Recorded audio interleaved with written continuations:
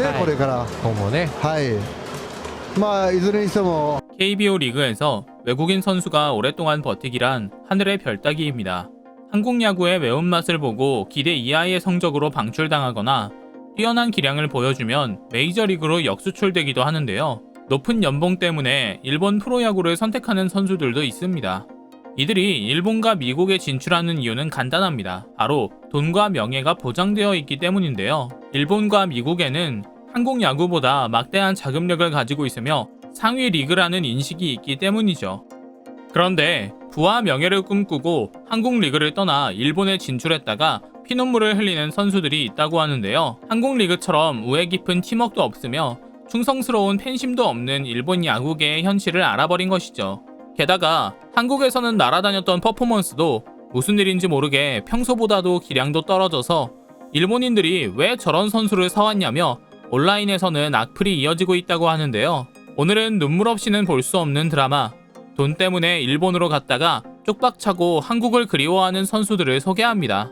2020 KBO 리그 MVP에 빛나는 외국인 타자 멜 로하스 주니어와 2020년 무려 10승을 거두며 다승왕을 차지한 외국인 투수 라울 알칸타라. 이들은 뛰어난 성적과 특유의 퍼포먼스로 많은 팬의 사랑을 받았는데요. 하지만 아쉽게도 해외 구단들의 러브콜을 받고 한국 땅을 떠나게 되었습니다. 특히 멜 로하스는 KT가 KBO 역대 외국인 타자 최고 수준에 따르는 금액을 제시했지만 안타깝게도 계약은 이루어지지 않았는데요. 알칸타라 역시 멜 로하스와 같은 한신으로 떠나게 되었습니다. 당시 한신은 2020년 KBO 리그 최우수 선수 멜 로하스 주니어와 다승왕 알칸타라를 모두 영입한 셈이죠. 앞서 말씀드린 것처럼 일본 리그는 KBO보다 앞선 자금력을 보유하고 있어 메이저리그에 진출하기 애매한 선수들은 더욱 많은 연봉을 받기 위해 일본으로 건너가는 경우가 많습니다. 로하스와 알칸타라도 역시 마찬가지였죠. 일본 한신에서는 한국에서 폭발적인 기량을 펼친 둘에게 기대가 컸을 텐데요. 아니나 다를까 갑자기 이 둘에게 불운의 기운이 찾아옵니다. 영원할 것만 같았던 그들의 활약에 문제가 생긴 것이죠. 우선 그 누구 탓도 할 수 없는 일본의 코로나19 3차 유행이 찾아옵니다. 두 선수가 일본의 구단과 계약을 체결할 때만 해도 일본의 코로나는 소강 상태였는데요. 체결 당시 일본은 이전에 11월에 생겨난 3차 대유행을 견뎌내지 못하고 하루에 5,000명이 넘는 확진자가 발생하는 등 심각한 상황에 처하게 된 것이죠. 이에 일본 정부는 신규 외국인의 입국을 전면 금지했고 동시에 신규 비자 업무 중단에 이릅니다. 두 선수는 한순간에 낙동강 오리알이 되어버린 건데요. 한신 타이거즈 역시 거금을 들여 이들을 영입했음에도 불구하고 함께 스프링 캠프를 진행할 수 없게 되었습니다. 여러분들이 이미 잘 아시겠지만 스프링 캠프란 시즌이 시작하기 전에 선수들이 몸을 만들고 팀에 적응할 수 있는 훈련 기간을 말합니다. 그런데 입국할 수 없는 상황이다 보니 새로 영입한 선수임에도 훈련을 못한 것이죠. 일본의 방역 실패 여파는 생각보다 야구계에 큰 영향을 미쳤습니다. 프로야구도 개최가 불투명하게 되다 보니 일본 정부와 일본 프로야구의 구단을 믿고 계약을 체결했던 외국인 선수들은 제대로 뛰지도 못하고 시즌 계획이 엉망이 되어버렸죠. 기약 없는 기다림에 선수들은 모두 발이 묶여버렸는데요.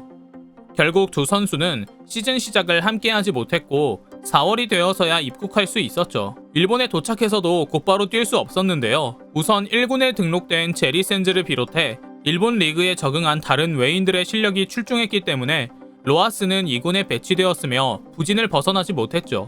감독이라면 부진한 로하스를 1군에 올린다는 생각을 할 리가 없겠죠. 우여곡절 끝에 일본에서 야구 생활을 시작한 멜 로하스와 알칸타라. 한국 버리고 떠났으면 일본에서라도 잘할 것이지 눈물 없이는 듣기 힘든 이야기가 펼쳐지는데요.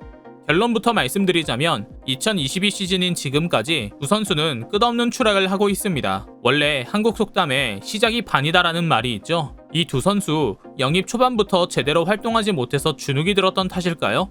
일본에서는 한국과는 정반대되는 행보를 이어나갑니다. 우선 로하스 선수는 2군에 배치되었지만 큰돈을 지른 만큼 1군에 부름을 받았는데요. 1군에서 15석 무안타로 죽을 쓰며 일본 리그 적응에 어려움을 겪게 됩니다. 주니치전에서도 무안타를 기록해버려서 당시 황색 언론 일본 야후재팬 스포츠 기사 중에 올 시즌 워스트 5 외인에 속해버리는 수모를 겪게 되죠. 급기야 랜디 바스의 15타수 무안타를 넘어 16타수 무안타를 기록하여 한신구단 역대 외인 타자 2위에 해당하는 무안타 기록을 쓰는 망신을 당하고 맙니다. 아무래도 비자 문제로 스프링 캠프의 불참한 여파도 어느 정도 있는 것으로 보였는데요. 스프링 캠프의 연습 경기에서부터 일본 투수와 맞붙은 뒤 약점을 어느 정도 코치진을 통해 보완하면 일본 야구 적응에 도움이 됐을 텐데, 안타깝게도 일본 내 코로나 상황 때문에 늦은 입국을 하는 바람에 격리 후 2군 경기서 얼마 뛰지도 못한 채 콜업되었으니 적응을 못할 수밖에 없는 것이죠. 그러나 누굴 탓하겠나요? 일본을 선택한 본인을 자책하는 수밖에요. 2022 시즌에도 별로 달라진 건 없었습니다. 시범 경기에서도 부진하게 출발했고 시즌 초도 부진이 계속되고 있는데요. 10경기를 넘긴 시점일 때 2할 초반의 타율에 홈런은 고작 하나뿐이었답니다. 다행히 최근 시즌 3호 3런 홈런을 쳐서 한국 실력이 돌아오나 싶었는데 바로 다음 날부터 거짓말같이 7타석 무안타의 수렁에 빠져버렸는데요. 최근 경기에서는 자꾸 삼진을 당하며 공격 맥을 끊어버리자 열받은 한신 야노 감독이 2군행을 통보한 뒤 저럴 바에야 유망주에게 기회 주는 게 낫다. 한동안 1군 콜업은 없을 것이라며 못 박는 바람에 시즌 내 방출당할 확률이 높아져 버렸답니다. 사실 로하스 선수는 한국에서 마음이 편해서 그랬는지 기량도 좋고 인성 좋은 선수로도 유명했습니다. 특히 팬 서비스가 좋았는데요. 우천 취소가 된 날 경기 없이 퇴근하는 선수들을 구경하는 팬들의 사진 촬영과 사인 요청을 모두 받아주고 퇴근하곤 했죠. 심지어 본인의 자가용에 탑승하고 문을 닫으려는 찰나에 한 초등학생 팬이 사인 요청을 한 것도 귀찮은 기색 없이 오라고 손짓하며 사인을 해주고 사진까지 찍어주고 간 착한 선수였습니다. 알칸타라 역시 상황은 다르지 않습니다.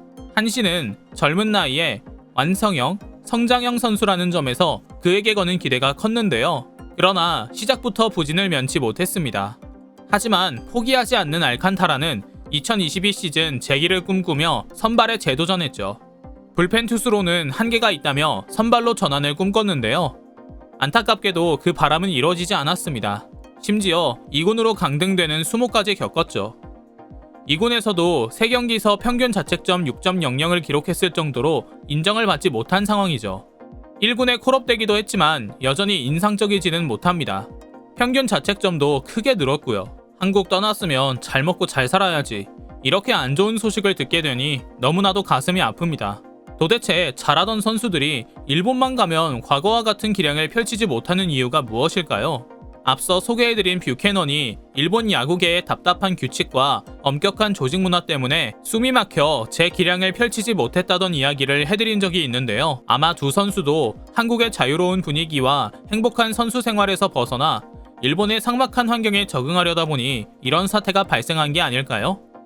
선택은 본인 몫이라지만 두 선수가 앞으로도 일본에서든 아니면 다른 나라를 선택해서든 행복하고 오래오래 경기에 임하기를 기원합니다.